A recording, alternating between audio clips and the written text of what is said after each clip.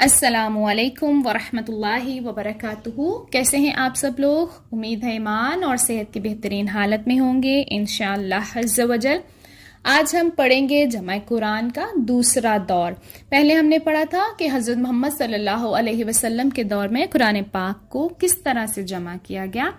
آج ہم پڑھیں گے کہ حضرت ابو بکر صدیق، ان کا دوسرا دور تھا، تو ان کے دور میں کس طرح سے قرآن پاک کو جمع کیا گیا.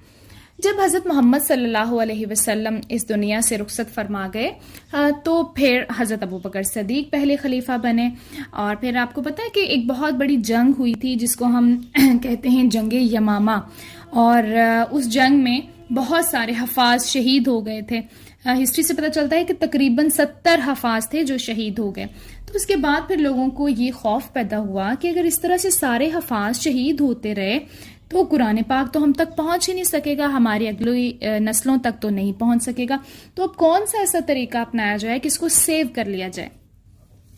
اس پر پھر حضرت عمر رضی اللہ تعالیٰ عنہ جو تھے نا، وہ حضرت ابو بکر صدیق کے پاس آئے اور انہوں نے ان کو مشورہ دیا کہ آپ ایسا کریں کہ قرآن کو اکٹھا کر دیں. تو حضرت ابو بکر صدیق تو بڑا گھبرا گئے اور انہوں نے کہا کہ جو کام حضرت محمد صلی اللہ علیہ وسلم نے اپنی زندگی میں نہیں کیا وہ ہم کیسے کر سکتے ہیں.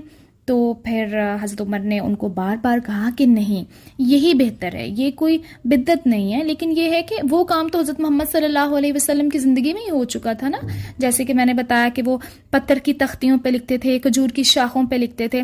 تو یہ کام تو انہوں نے کہا کہ پہلے ہی ہو چکا ہے، ہم نے تو جسٹ اس کو اکٹھا کرنا ہے اپنے پاس تاکہ ایک جگہ پر سارا قرآن ہمارے پاس آ جائے.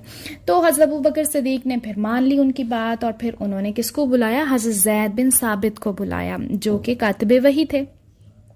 ٹھیک ہے، ان کو بلایا. جب ان کو یہ کام بتایا تو انہوں نے بھی بہت وہ بھی بڑا گھبرا گئے، بڑا ڈر گئے، اور انہوں نے کہا کہ خدا کی قسم اگر یہ حضرات مجھے کوئی پہاڑ دوسری جگہ منتقل کرنے کا حکم دیتے تو ایسا کرنا میرے لیے آسان ہوتا.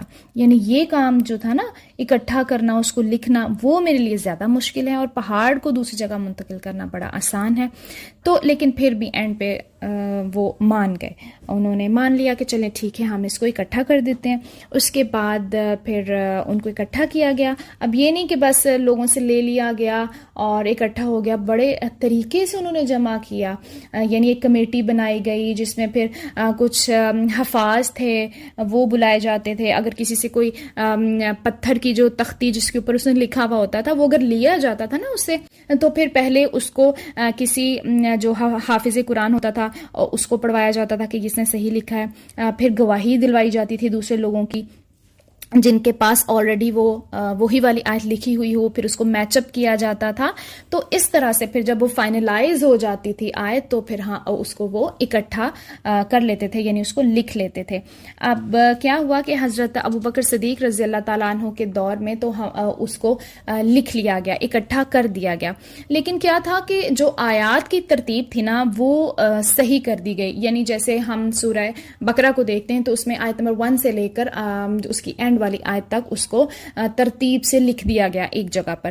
لیکن جو جیسے اب ہم قرآن پڑھتے ہیں تو جس سیکوینس سے ہمیں صورتیں ملتی ہیں نا، وہ صورتیں اس طرح سے اس سیکوینس میں نہیں لکھی گئیں. یعنی ہر صورت کو الگ الگ پنچ کر دیا گیا. جیسے آپ پیپرز بناتے ہیں نا تو مطلب الگ الگ پنچ کر دینا.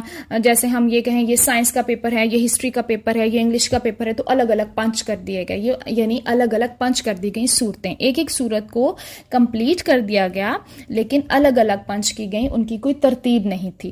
ٹھیک ہے، وہ ترتیب نیکسٹ دور میں ہوئی، وہ ہم انشاءاللہ تعالی نیکسٹ لیکچر میں ہم اس کو کور کریں گے.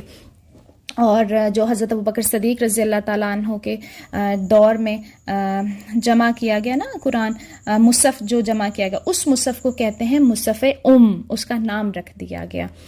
جو جتنی دیر تک حضرت ابو بکر صدیق زندہ رہے ان کے پاس رہا، اور جب وہ اس دنیا سے رخصت فرما گئے تو حضرت عمر رضی اللہ تعالیٰ عنہ کی بیٹی تھی نا حضرت حفصہ رضی اللہ تعالیٰ عنہ، جو کہ آپ صلی اللہ علیہ وسلم کی بیوی بھی تھی، تو ان کو دے دیا گیا.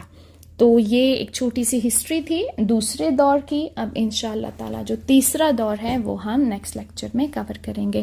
اپنا بہت خیال رکھیے گا، دعا میں یاد رکھیے گا. جزاکم اللہ خیرا کثیرا.